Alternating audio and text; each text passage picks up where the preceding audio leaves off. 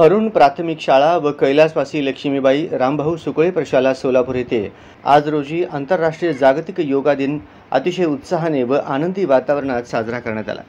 या प्रसंगी योग दिनाचे इतिहास, महत्त्व, वैशिष्ट्ये व आरोग्यविषयक फायदे इत्यादींची माहिती योग प्रशिक्षक श्री व्यंकटेश भैरी यांनी दिली।